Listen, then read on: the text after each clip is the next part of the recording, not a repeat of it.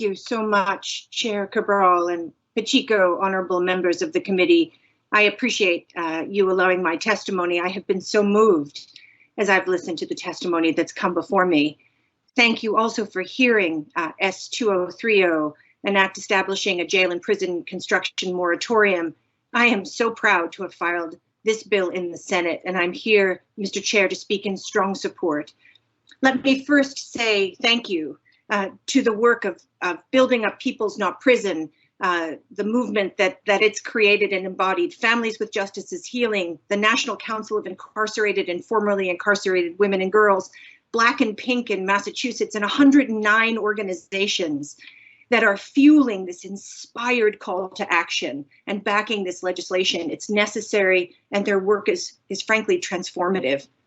The Legislation Committee acknowledges the precipitous drop in women's incarceration in the Commonwealth. It heeds the science behind alternatives to incarceration and the well understood funding necessity of after incarceration support. And you're hearing these stories today, explaining, embodying why both alternatives and after incarceration support is so absolutely critical.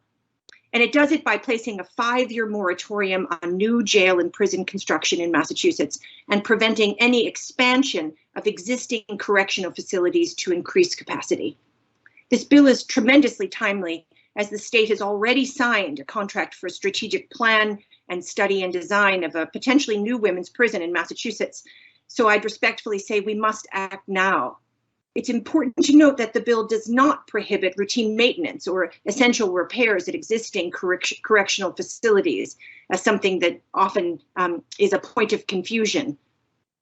Mr. Chair, the Commonwealth has no need for extra space. You've heard this today, with jails and prisons operating overall at a 50 to 60% of their capacity.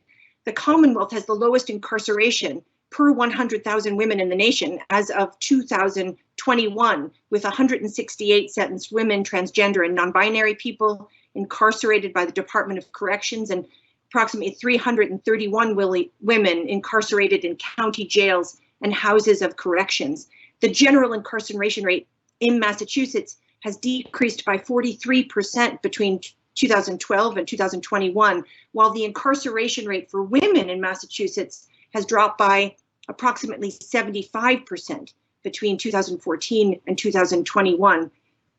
Respectfully, instead of borrowing and paying interest up to about 50 million, which is a give or take an estimated price tag for a new prison, the Commonwealth should invest in proven and effective community-based alternatives to address the root causes of incarceration, such as initiatives led by formerly incarcerated and directly affected women, access to appropriate therapeutic support, such as stable, affordable housing, mental health and substance use treatment, free job training, employment opportunities, and I know you know the list can go on and on, where we should invest.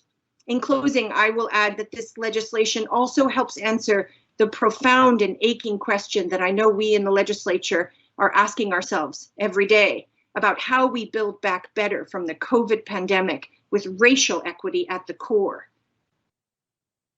Honorable chairs, I suggest that we do that by passing this bill and by committing to not expand the debilitating spiral embodied in the prison system in Massachusetts, and instead invest in a truly just future for everybody. I strongly urge the committee to report on this bill favorably so that the legislature has time to consider the right way forward. Thank you so much, Mr. Chair, for this opportunity.